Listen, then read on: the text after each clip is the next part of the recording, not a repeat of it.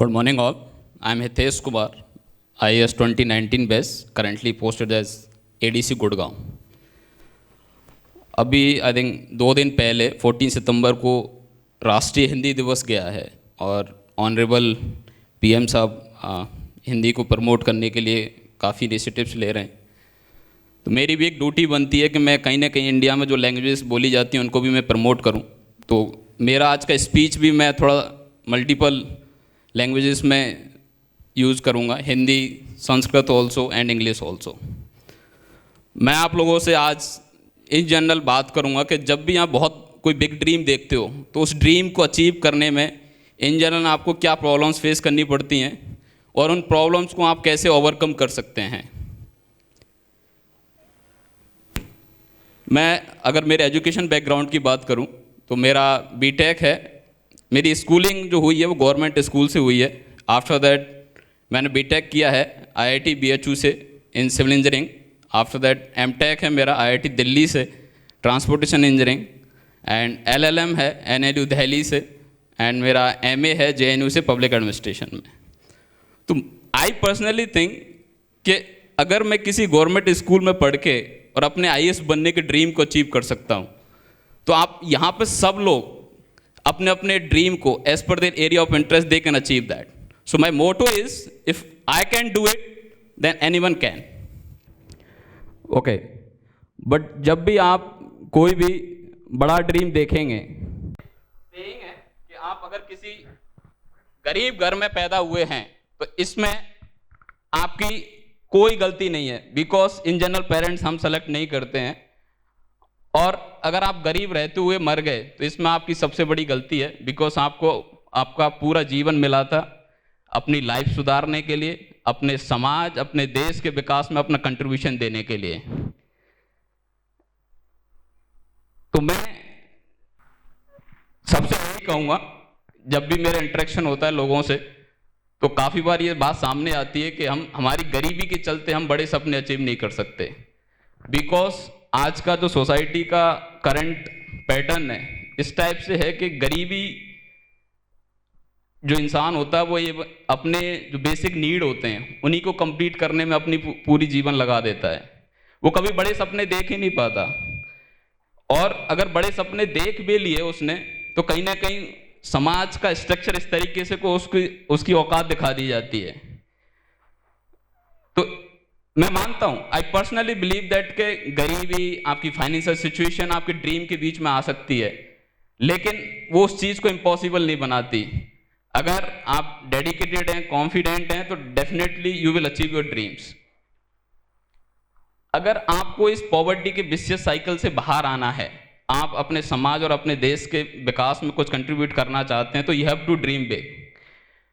सी, मेरा एक personal believe है, जब मैं IAS की तैयारी कर रहा था और अपना एक ड्रीम चूज कर रहा था, तो सपोज आप किसी क्लर्क की एग्जाम की तैयारी करते हो तो आप ऐसा तो नहीं सोचते हो कि एक छोटी एग्जाम है तो मैं दिन में 2 घंटे ही पढ़ूंगा। आप अपना 100% देते हो, और जब अगर अपना 100% ही देना तो क्यों ना लाइफ का सबसे बड़ा ड्रीम ही चूज करें। फॉर एग्जाम्पल, आपको अगर CM भी बनना है या PM भी बनना है तो आप PM बनने के लिए अगला जन्म तो नहीं लोगे ना, इसी जन्म में करना है। और जब इसी जन्म में सब कुछ अचीव करना है तो लाइफ का सबसे बड़ा ड्रीम देखो as per your area of interest. अब जब आपने ड्रीम देख लिया है तो there would be so many difficulties, uncomfortable situations to achieve that particular dream. लेकिन एक मैं आपको उदाहरण देता हूं कि अगर आपको रोज रोज मीठा खाना दिया जाए तो एक ऐसा टाइम आएगा कि आपको उस मीठे खाने का टेस्ट खत्म हो जाएगा। आपके खाने में एक चटपटा बहुत जरूरी है। ऐसे ही आपको लाइफ में अप्स एंड डाउन जरूरी हैं। उस लाइफ का जीने का मजा लेने के लिए, उसको एंजॉय करने के लिए आपको लाइफ में प्रॉब्लम्स होना बहुत जरूरी हैं। जरूरत है तो उन प्रॉब्लम्स को फेस करने के लिए कॉन्फिडेंस की एंड मोटिवेशन की। तो जब भी आप कोई बड़े ड्रीम्स देखोगे प्रॉब्लम्स आएंगी, नो डाउट इन दैट, और उन प्रॉब्लम्स को आप फेस कैसे करोगे। आपने बड़ा सपना देख लिया, उसको अचीव करने में जो समस्याएं आ रही हैं उनको आप ओवरकम कैसे करोगे। तो सबसे पहले तो you have to be discipline, you have to be dedicated, you have to be determined. अगर आप अपने पूरा डे को एक स्केड्यूल बनाते हो आप सपोज स्कूल में, कॉलेज में या किसी भी जॉब में एक स्केड्यूल बनाओ और एंड ऑफ द डे अपने पूरे दिन का एक एनालिसिस करो 10 मिनट्स के, आज मैंने क्या किया। फ्रैंकली स्पीकिंग मुझे ऐसा लगता है कि after coming into service, due to hectic schedule और एक स्केड्यूल बनता है, मैं अब ज़्यादा मेहनत करता हूँ बजाय मेरी प्रिपरेशन डेज के, बिकॉज एक शेड्यूल बना हुआ है, उससे मैं हेयर एंड देयर नहीं हो सकता। तो आप अगर इफेक्टिवली पूरे 24 आवर्स को यूटिलाइज करना चाहते हो तो आपको शेड्यूल बनाना पड़ेगा। बिकॉज बोलते हैं ना टॉपर्स चीज़ों को, सबके पास 24 आवर्स हैं, सेम चीज़ करते हैं, बट टॉपर्स चीज़ों को अलग तरीके से स्मार्टली से करते हैं, वो बस टाइम मैनेजमेंट के साथ करते हैं। एंड सेकेंडली आपको डिटरमाइन होना पड़ेगा, आपको डेडिकेट होना पड़ेगा, आपको अपना 100% देना पड़ेगा। मैं एक एनेक्डोट बताता हूँ अपनी लाइफ का कि मैंने मेरे पर्सनल लाइफ में कैसे डिसिप्लिन मैनेज किया। मैं जब स्कूल में था तो आजकल तो बहुत बड़ा नॉर्मल सा है कि आप स्कूल बंक कर दो, कॉलेज बंक कर दो, जनरली पेरेंट्स भी अलाउ कर देते हैं।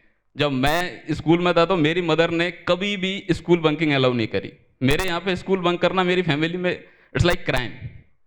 इवन मेरी हेल्थ भी कभी कभी खराब होती थी थोड़ी बहुत, तो तब भी हमें स्कूल जाना पड़ता था। उसका रीज़न है मेरी मदर कभी स्कूल नहीं गए, she is illiterate, it means वो अखबार, न्यूज़पेपर, बुक्स ये सब नहीं पढ़ सकते, लेकिन उनके मोरल वैल्यूज़ बहुत हाई हैं। She is the most educated person I ever met in my life.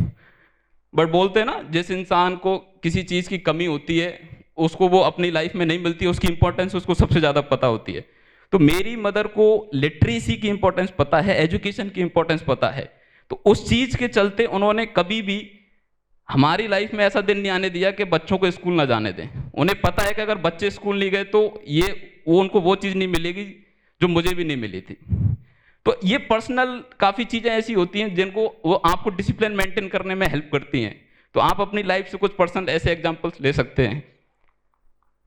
Secondly, जब आप अपने ड्रीम को अचीव करने की कोशिश करोगे तो समटाइम आपको डीमोटिवेशन होगा।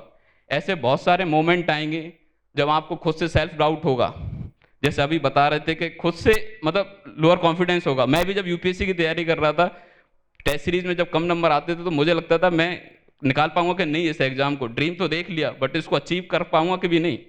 और एक बहुत सोशल प्रेशर होता है आपके ऊपर। तो आपको अपने आप को मोटिवेट कैसे रखना है, उसमें पर्सनल मोटिवेशन फैक्टर बहुत बड़ा रोल प्ले करते हैं, पब्लिक मोटिवेशन फैक्टर बहुत बड़ा रोल प्ले करते हैं। मैं आपको कुछ मेरी लाइफ के एनेक्डोट्स बताऊं कि how I keep my self motivated. मैं बचपन में ही एक ऐसी पब्लिक प्रोग्राम में गया हुआ था अपने पेरेंट्स के साथ, और वहाँ काफ़ी ज़्यादा क्राउड थी, हम लोग सबसे लास्ट में खड़े हुए थे, इवन खड़े होने की भी जगह सही से नहीं थी।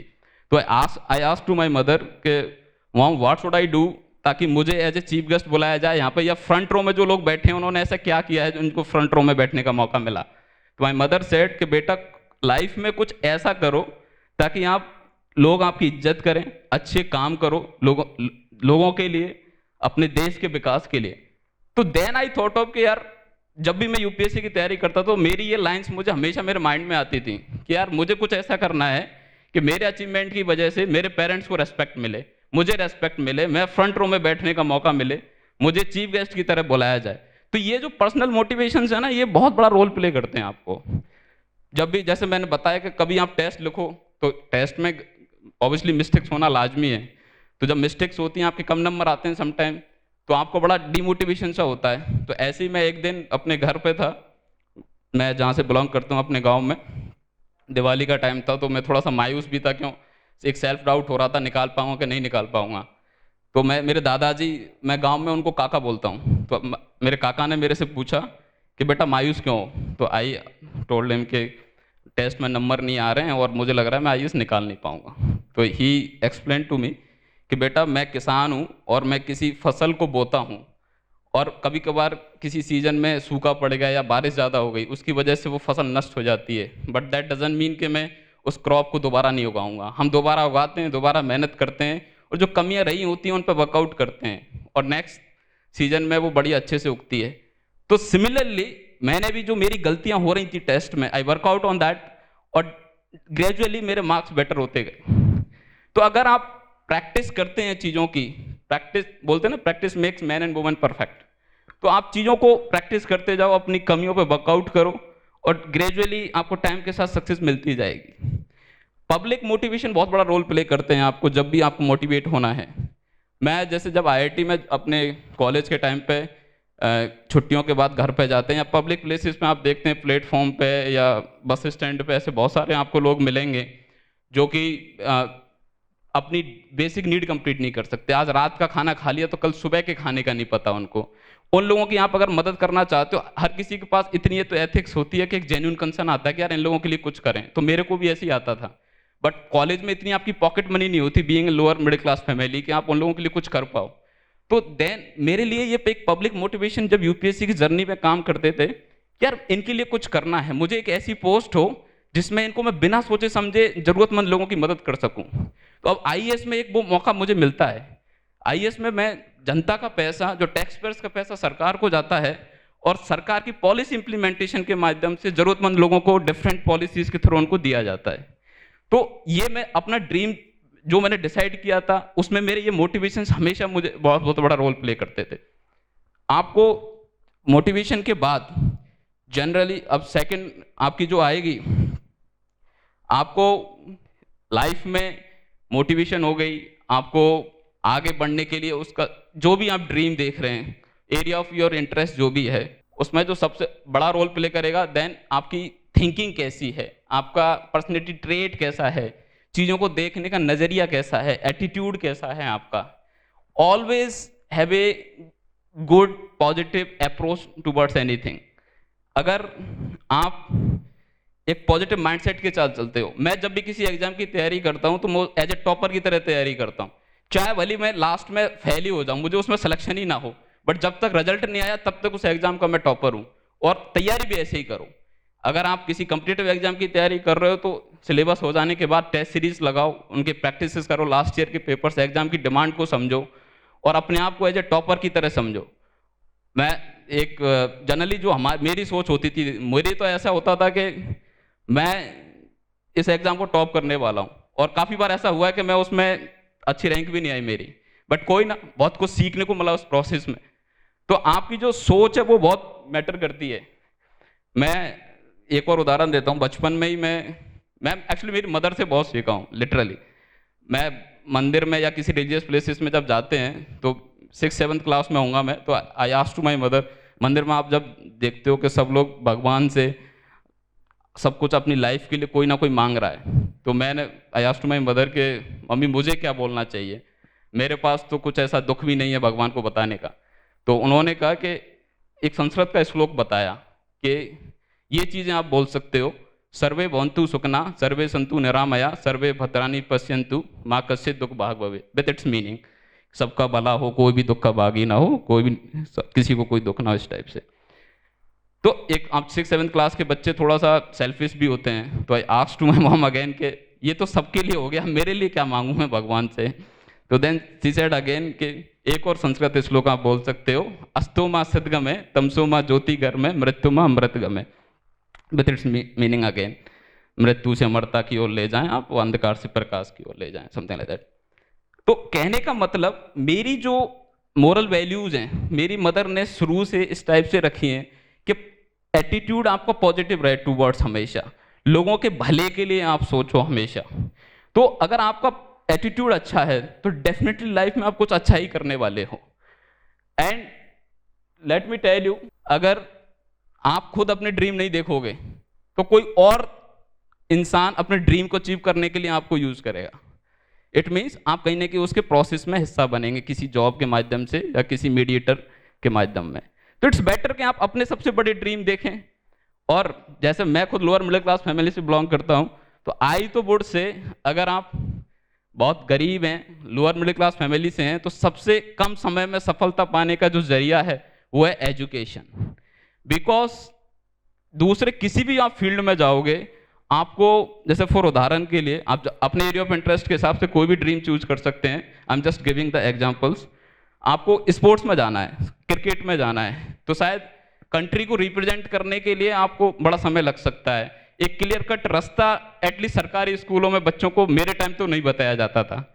मैं या तो मेरे साथ के बच्चे अगर कोई गए भी तो रणजी खेल के रह गए, या देश को रिप्रेजेंट करने में उन्हें 8 से 10 साल लग गए। अगर आप बॉलीवुड में एक्टर बनना चाहते हैं तो शायद एक अच्छी गुड स्क्रिप्ट और मूवी पाने के लिए आपको 8 से 10 साल लग जाएंगे। आप मॉडलिंग करना चाहते हैं तो उसमें भी बहुत ज़्यादा कंपटीशन है, आपसे अच्छी शकल सूरत वाले लड़के बहुत लोग बच्चे होंगे वहाँ पे। एजुकेशन एक ऐसी चीज़ है, इसमें आपको कुछ नहीं चाहिए, किताब चाहिए और एक कोना चाहिए और टेबल चाहिए, और देन एक पॉजिटिव एटीट्यूड चाहिए कि भाई मुझे कि कब एग्जाम है मेरी और बता दीजिए मुझे कितना पढ़ना है, उसके बाद कोई आगे नहीं निकलना चाहिए। इस टाइप का आपका थॉट प्रोसेस होना चाहिए। तो अगर आपकी एजुकेशन अच्छी हुई है, मैं बहुत बार we are very lucky enough कि हमारे पेरेंट्स ने हमें स्कूल भेजा या हमें डेली का खाना मिल रहा है। आई वुड से आप अगर डाटा देखोगे इंडिया में बहुत सारे ऐसे बच्चे हैं जिनको कभी स्कूल जाने का मौका नहीं मिलता। तो हमारी ड्यूटी बनती है कि हम समाज में लोगों के लिए कुछ अच्छा करके जाएं। आप उन प्रिविलेज हैं, आप you are the chosen one, आपकी एक सोशल रेस्पॉन्सिबिलिटी बनती है। तो लाइफ में आपको कुछ भी अचीव करना है as per area of interest, सबसे बड़ा ड्रीम देखो आप, और उस बड़ा ड्रीम को देखने के बाद उसको कैसे प्राप्त किया जाता है उस पर वर्कआउट करो। उसमें जो समस्याएं आएंगी उसको आप एक डिसिप्लिन के साथ, डेडिकेशन के साथ, डिटर्मिनेशन के साथ, आप राइट कॉन्फिडेंस के साथ, मोटिवेशन के साथ, एक अच्छे पर्सनैलिटी ट्रेट रखने के साथ साथ पॉजिटिव एटीट्यूड आप रखोगे तो डेफिनेटली लाइफ में बहुत कुछ अच्छा ही करने वाले हो आप। और अगर आपने जो चाहा वो ड्रीम अगर नहीं भी मिला तो आप इतने ज़्यादा नॉलेजेबल पर्सन बन जाओगे कि पब्लिक प्लेटफॉर्म पे किसी भी टॉपिक पे आप एटलीस्ट बातचीत कर सकते हैं। तो एक जनरली हम सोचते हैं ना कि समाज क्या कहेगा, हमारे यहाँ प्रेशर सबसे ज़्यादा ये रहता है कि लोग क्या सोचेंगे। ठीक है, एक सोसाइटी की structure you can't change, but लोगों का तो काम ही है कहना, वो कुछ ना कुछ कहते रहेंगे। आप अपने ड्रीम देखो, उनको अचीव करो, और आपके जो क्लोज वंस हैं जो आपसे पॉजिटिव बातें करते हैं उनसे कनेक्ट रहो और एक पॉजिटिव वाइब के साथ अपने ड्रीम अचीव करो। एंड जितना हो सकता है, not only after achieving your dream, आज की डेट पे भी जितना समाज के लिए पे बैक टू सोसाइटी के कंसेप्ट पे वर्कआउट करो। देश के विकास में जितना आप योगदान कर सकते हो उस चीज़ के लिए कोई रिकॉग्निशन नहीं मिलेगा। अभी जैसे आप लोग स्कूल में हो, आप स्कूल की कैंपस की क्लीनिंग हो गई, ब्लड डोनेशन कैंपेन्स हो गए, अगर आसपास कोई स्लम बस्ती है उनके बच्चों को पढ़ाना हो गया, इस टाइप की एक्टिविटी आप करें, उसमें कोई अवार्ड की अपेक्षा ना करें, आप अपनी खुद की सेटिस्फैक्शन के लिए करें, एक पॉजिटिव माइंडसेट रखने के लिए करें। तो थैंक यू सो मच। जय हिंद, जय भारत।